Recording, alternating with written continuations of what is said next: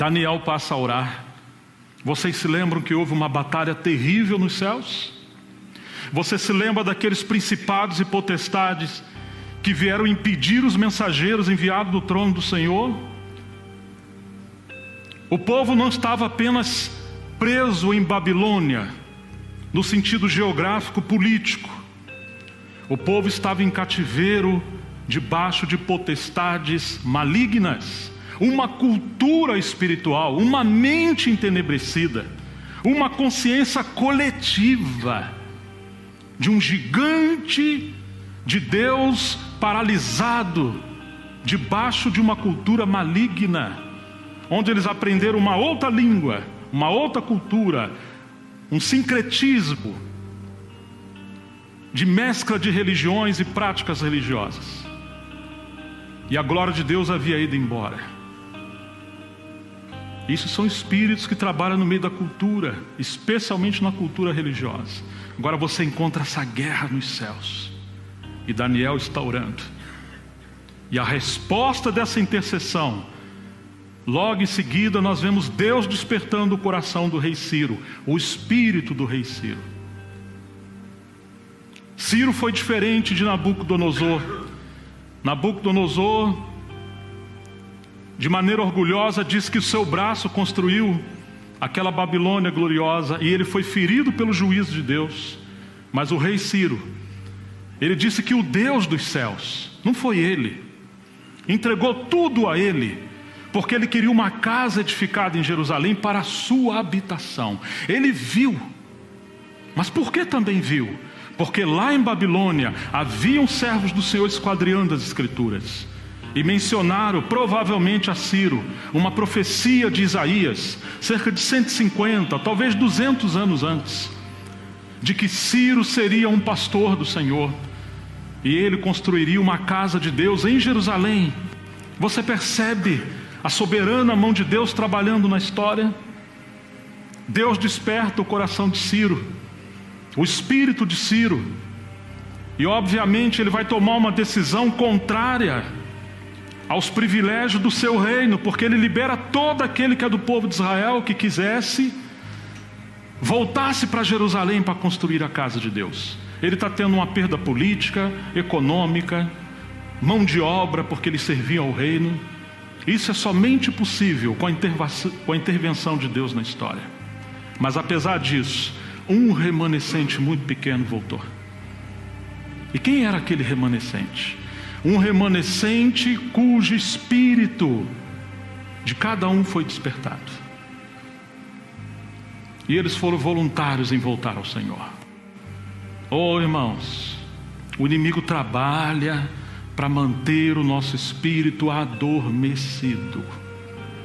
Aonde o Espírito Santo habita em você, o inimigo quer enclausurar o Espírito Santo, aprisioná-lo, tirar a unção, tirar a consciência de Deus, para nos tornarmos religiosos. E Deus se move, mas não pode se mover por meio de nós, se estivermos apenas tranquilos em nossa comodidade. Graças ao Senhor que um remanescente voltou. E nisso nós podemos ver o mover do Senhor nos céus e um povo, um remanescente na terra acompanhando o Senhor. E eles começaram a reedificar, primeiro o altar, depois os fundamentos, e a casa de Deus está sendo edificada. Vocês se lembram que havia bastante luta. Quando chegamos no capítulo 4 de Esdras, não precisa abrir, no versículo 16, diz que a obra de Deus parou.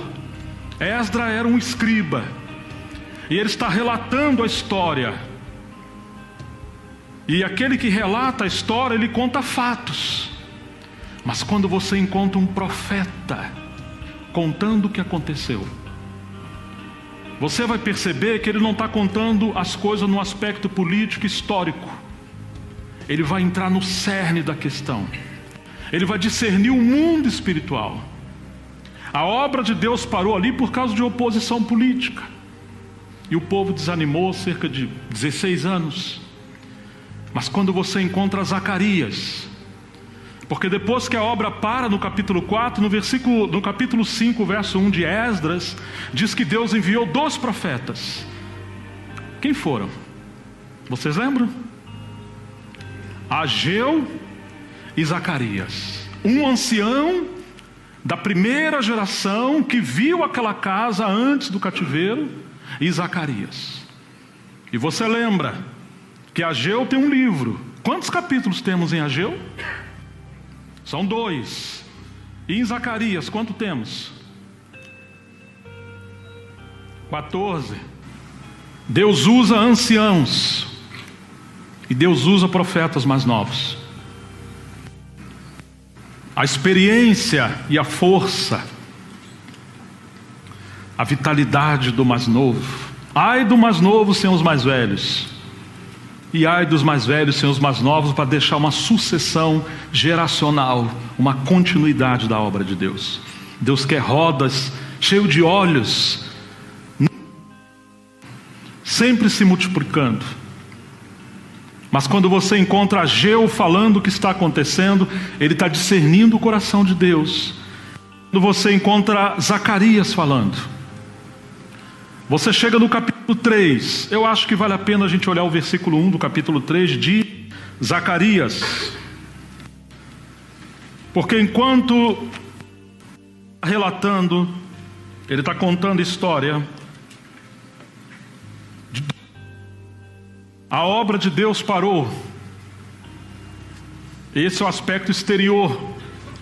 Você chega em Zacarias, que ele acabou de ser enviado com Ageu. Capítulo 3 diz assim, de Zacarias: e ele mostrou-me o sumo sacerdote Josué, o qual estava diante do anjo do Senhor, e Satanás estava à sua mão direita para se lhe opor. Mas o Senhor disse a Satanás: o Senhor te repreenda, ó Satanás. Sim, o Senhor que escolheu Jerusalém te repreenda. Não é este um tirado do fogo? Irmãos, quando você olha o aspecto exterior, você encontra, vamos dizer, o sentido exterior da coisa. Houve uma oposição política, houve um desânimo do povo, mas quando você encontra um profeta, ele está vendo Satanás se opondo diante do servo do Senhor, para lhe barrar o caminho. Nós muitas das vezes não entendemos por que a obra de Deus fica paralisada, por que tantos problemas sucedem, por que há um atrofiamento, por que obras ou ministérios do Senhor tem um início com tanta vitalidade e depois coisas terríveis acontecem. Nós precisamos considerar essas coisas, porque pode haver, e quase sempre é assim, infiltrações de espíritos enganadores, levando-nos a perder a direção do Senhor, fazendo coisas boas, às vezes fazendo coisas certas, mas somos nós que estamos no controle. Que Deus precisou enviar 2 profetas para romper com essa opressão, apregoar exortações e chamar o povo de Deus de volta. Será que você percebe que nós estamos numa guerra? Você percebe um nível de opressão nesses dias, de oposição nesses dias?